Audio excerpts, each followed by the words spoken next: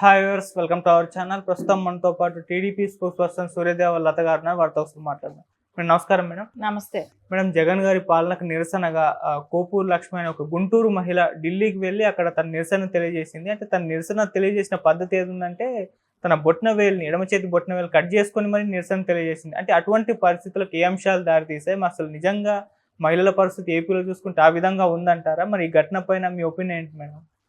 ఇప్పుడు పత్తిపాటి లక్ష్మి తన మూలాన తను వెళ్ళి ఢిల్లీ వరకు వెళ్ళి నిరసన తెలిపారు అని అంటే జగన్ చేసే అరాచకాలు ఢిల్లీ వరకు పాకాయినట్టే. ఎందుకంటే ఇక్కడ ఉన్న స్టేట్లోని అక్కడ తెలియపరచడానికి పోలీస్ డిపార్ట్మెంటే కానివ్వండి, ఏదైనా నాయకుల దగ్గరికి వెళ్తేనో అధికారుల దగ్గరికి వెళ్తేనో ఎవరు స్పందించకపోబట్టే ఆవిడ ఢిల్లీ వరకు వెళ్లాల్సి వచ్చింది అనేది మనకి ఇక్కడ స్పష్టంగా అనిపిస్తుంది. కొవ్వూరు లక్ష్మి పత్తిపాడు నియోజకవర్గంలో ఉన్న తను సుచరిత గారి మీద పలు దఫాలు తన నిరసనని తెలియజేయటమే కానివ్వండి, ఆవిడ చేసే అరాచకాల గురించి చెప్పటమే కానివ్వండి, ఇవన్నీ చేసింది. సో అవన్నీ చేస్తున్న తరుణంలో కూడా ఆవిడ మహిళలతో డ్రగ్స్ అమ్మించటం కూడా చేస్తున్నారని, సో గంజాయి అమ్మిస్తున్నారని, మహిళల్ని కొంతమంది వాటికి బానిసలు చేశారు అనేది. సరే అక్కడ మహిళలని అంటే మిస్సింగ్ కేసులు ఒక 30,000 మంది మహిళలు ఇప్పటి వరకు రాష్ట్ర వ్యాప్తంగా మిస్ అయ్యారు. సో ఎక్కడా కూడా దాని గురించి ఒక కంప్లైంట్లు ఇచ్చిన దాఖలాలు చాలా తక్కువ. అంతమంది మహిళలు మిస్ అయినా కూడా ఎక్కడికి వెళ్తున్నారు, ఏం చేస్తున్నారు, ఇవన్నీ కూడా ప్రతిసారి ఆవిడ హోమ్ మినిస్టర్గా, సుచరిత గారు హోమ్ మినిస్టర్గా ఉన్నప్పుడు కూడా దీని గురించి చర్చించినా కూడా ఎప్పుడు ఆవిడ రెస్పాండ్ అయ్యేవాళ్ళు కాదు. సరే ఇవన్నీ బయట పెడుతున్నారనే కానివ్వండి, వాళ్ళ మీద సొంతంగా వాళ్ళ మీద పర్సనల్ అటాక్ చేయటమే కానివ్వండి, ఇలాంటివన్నీ చేశారు. కబ్జాలు చేయటమే కానివ్వండి, ల్యాండ్స్ తీసుకోవటమే కానివ్వండి, ఇంకా విపరీతమైన ఇది చేస్తున్నారు. అంటే పత్తిపాడులో జరిగేటి వరకు కొన్ని రీజన్స్ అవి జరుగుతూనే ఉన్నాయి. కానీ రాష్ట్ర వ్యాప్తంగా కూడా తీసుకుంటే మహిళల మిస్సింగ్ ఉంది, గంజాయి మహిళలకి అలవాటు చేయటం, ఆ గంజాయి మత్తుల్లో మహిళల్ని ఎలా కావాలంటే అలా వాళ్ళు వాడుకునే విధంగా తయారు చేసుకోవటమే కానివ్వండి, వాళ్ళ కొంతమంది మాన ప్రాణాలు 2 పోవటమే కానివ్వండి, ఇవన్నీ కూడా చూస్తూనే ఉన్నాం. ఎందుకంటే ఇలాంటివి జరుగుతున్నా కూడా అక్కడ పోలీసు వైఫల్యం ఖచ్చితంగా కొట్టొచ్చినట్టు కనపడుతోంది. ఎప్పుడు పోలీసులు పట్టించుకోలేదు. సరే ఆవిడ ఆలోచన దీని గురించి ప్రధాని గారికి చెప్దామనే కానివ్వండి, రాష్ట్రపతి గారి దృష్టికి తీసుకెళ్లాలనే కానివ్వండి, సుప్రీంకోర్టు ప్రధాన న్యాయమూర్తి గారి దగ్గరికి తీసుకెళ్లాలనే కానివ్వండి ఆవిడ ఆలోచన. సరే వినతి పత్రం తీసుకొని వెళ్ళటానికి ఢిల్లీ వరకు వెళ్ళారు. కానీ ఒక సామాన్య మహిళకి అంత దూరం ప్రధానిని కలిసే అవకాశం కానీ, రాష్ట్రపతి గారిని కానీ, సుప్రీంకోర్టు ప్రధాన న్యాయమూర్తి గారిని కానీ కలిసే అవకాశం రాదు కదా. సో ఆవిడకి ఆ అవకాశం దొరకలేదు.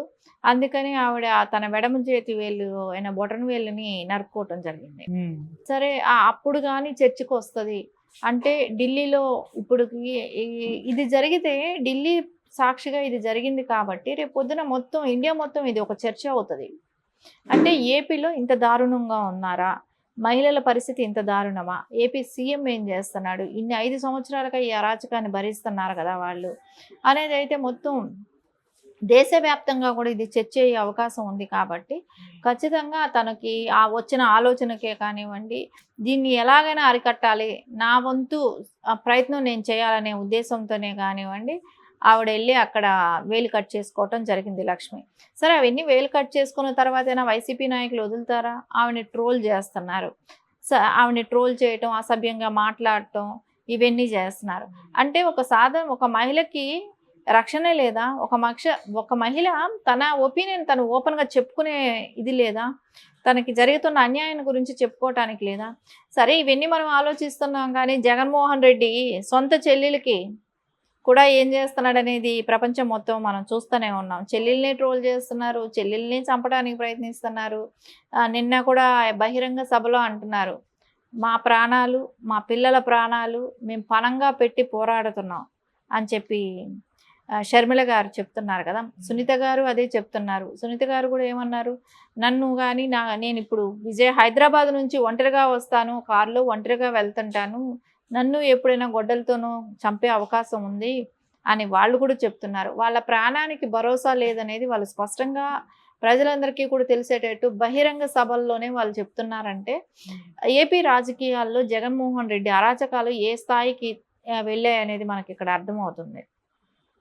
ఇప్పుడు లక్ష్మీ విషయం తీసుకుంటే దీనిలో ఇప్పటికి ప్రధాన దృష్టికి వెళ్తొచ్చు రాష్ట్రపతి గారి దృష్టికి వెళ్ళొచ్చు. ఈరోజు రేపు పేపర్లలో అంతా కూడా వచ్చింది కాబట్టి, సో ఢిల్లీ వేదికగా జరిగింది కాబట్టి దీని మూలాన డెఫినెట్గా ఒక చర్చ అంటూ నడుస్తుంది. జగన్మోహన్ రెడ్డికి దీనిలో ఇప్పుడు జరిగిన ఇన్ని రోజులు మహిళలందరూ పడ్డ ఇబ్బందికి ఒక రకమైన చర్చ అంటూ జరిగే అవకాశం ఢిల్లీలో కనపడిందనేది అనిపిస్తుంది. లక్ష్మి ఆ దిశగా కొంచెం ప్రయత్నించిందని అనిపిస్తుంది. ఓకే మేడం, ఇటువంటి సంఘటనలు మరి ఎలక్షన్స్ పైన ప్రభావం చూపిస్తాయంటారా? మరి ఇప్పుడు జగన్మోహన్ రెడ్డి గారికి ఏమన్నా నెగిటివ్గా అయ్యే అవకాశం ఏమైనా ఉందంటారా మేడం? జగన్మోహన్ రెడ్డికి ఎందుకు నెగిటివ్గా అవ్వకుండా ఉండే అవకాశం ఎందుకు ఉంటుంది? ఖచ్చితంగా నెగిటివ్ అవుతుంది. ఎందుకంటే ఆయన మహిళలకి ఎక్కడ పట్టించుకున్నాడు? సరే, మనం అనుకుంటాం ఎవరైనా ఫస్ట్ కుటుంబంలో ఉన్న మహిళల్ని ఆదరిస్తే నువ్వు బయట కూడా అదేలాగా ఆదరణ అనేది ఉంటుంది. సో నువ్వు కుటుంబంలో ఉండే మహిళల్ని ఆదరించకుండా బయట వచ్చి అక్కలు చెల్లెమ్మలు అని అంటే ఎవడు నమ్ముతాడు? ఇదంతా ఓట్ల రాజకీయము, మళ్ళా సీఎం అవ్వాలనే ఒక ఆశ, దాంతో నువ్వు చేస్తున్న నటన అనేది అందరికీ అర్థమవుతుంది. సొంత తల్లి నీ కోసం భయపడి వెళ్ళిపోయింది, ఇక్కడుంటే నన్నేం చేస్తారనే భయపడి వెళ్ళిపోలేదా? సో సొంత చెల్లెళ్ళు ప్రాణానికి భయపడుతున్నారు, సొంత మేనల్లుడు అయిన వాళ్ళు కూడా భయపడుతున్నారు అంటే నీ ఇది అరాచకం ఏ స్థాయిలో ఉంది? సో అనేది ఎవరికైనా ఏదైనా విషయం తెలిసేదంటే ఫస్ట్ కుటుంబ సభ్యులే గ్రహిస్తారు అని వాళ్ళు చెప్పుకుంటున్నారంటే అది ఖచ్చితంగా నిజమై ఉంటుంది కదా. అదేలాగా రేపు పొద్దున రాష్ట్రంలో ఉన్న మహిళలకే కానివ్వండి భరోసా ఉండదు అనేది అయితే ప్రజలందరూ కూడా గ్రహిస్తారు. ఇప్పుడు ఖచ్చితంగా అది ఎలక్షన్ మీద అయితే తనకి ఆ ఎఫెక్ట్ అయితే ఖచ్చితంగా పడుతుంది. ఎట్లాగో ఈ గులకరాయి డ్రామా ఆడటం చేశాడు, ఈ డ్రామా ఫెయిల్యూర్ అయింది. సో ఇది ఎక్కడ ప్లస్ అవ్వలేదు. ఇంకోటి పిల్లల భవిష్యత్తు దారుణంగా దెబ్బతీస్తున్నాడు. ఎందుకంటే ఇంజనీరింగ్ కాలేజీ స్టూడెంట్ కూడా మొన్న వాళ్ళ మీద కూడా కాలేజీ యాజమాన్యంతో చెప్పి సస్పెండ్ చేయించాడు. ఎందుకంటే ఈయన వెళ్ళిన చోట పవన్ కళ్యాణ్ గారిని పోవడం జరిగింది, అందుకోసం వాళ్ళని సస్పెండ్ చేయించాడు. మనం అదే గులకరాయి సతీష్ని తీసుకుంటే అతను మైనరు, ఆ పిల్లాడిని జైల్లో పెట్టించడమే. ఇదంతా చూస్తుంటే యువతకి మహిళకి ఎక్కడ రక్షణ లేదనేది అయితే ఖచ్చితంగా కనపడుతూనే ఉంది. ఇంకా రైతులకు సంబంధించిన వాళ్ళని కూడా ఇబ్బంది పెడుతున్నాడు. వ్యాపారస్తులుగా ఎవరు సెటిల్ అవ్వలేకపోతే, ఎందుకంటే అక్కడ బ్లాక్ మెయిలింగ్. సో వీళ్ళు ఏమైనా అక్కడ ఇండస్ట్రీస్ అవి రావాలంటే వీళ్ళకి కావాల్సిన కప్పం కడితే కానీ అవేమీ రావు. కప్పం అట్లా కడదామన్నా కూడా వాళ్ళు కూడా రారు, ఎందుకంటే భయపడుతున్నారు. నువ్వు ఇక్కడికి రావాలంటే రాజకీయాలలో శవ రాజకీయాలు ఎక్కువయ్యాయి జగన్మోహన్ రెడ్డి హయాంలోనే. సో అందుకని ఎవరు వచ్చే పరిస్థితి అయితే కనపట్లేదు. అందుకని జగన్మోహన్ రెడ్డి ఓడిపోతే కానీ ఆ రాష్ట్రం బాగుపడదు అనేది అయితే ఖచ్చితంగా అందరి ప్రజలకు ఉంది కాబట్టి ఖచ్చితంగా ఓడించే అవకాశం అయితే ఉంది. ఓకే మేడం, అంటే ఈ విధంగా నిరసనలు తెలియజేయడం అనేది మనం రేర్గా చూసుకుంటాం, ఇంత ఎక్స్ట్రీమ్కి వెళ్ళేసి తెలియజేయడం అనేది. అయితే దీనిపైన భిన్నాభిప్రాయాలు వ్యక్తం అవుతున్నాయి. కొంతమంది ఏమంటారంటే మరీ అంత చేసి అవసరమా అని చెప్పేసి అంటున్నారు. మరి మీ ఒపీనియన్ ఏంటి మేడం? ఎవరు ఎంత చేసి అంటే మరి వేలు కోసుకొని నిరసనలు తెలియజేయాలా అని? ఖచ్చితంగా అయితే ఇప్పుడు ఎవరి దృష్టి ఆకర్షించాలి, అక్కడ తను వెళ్ళింది ఎందుకు తెలియపరచడం కోసం వెళ్ళారు.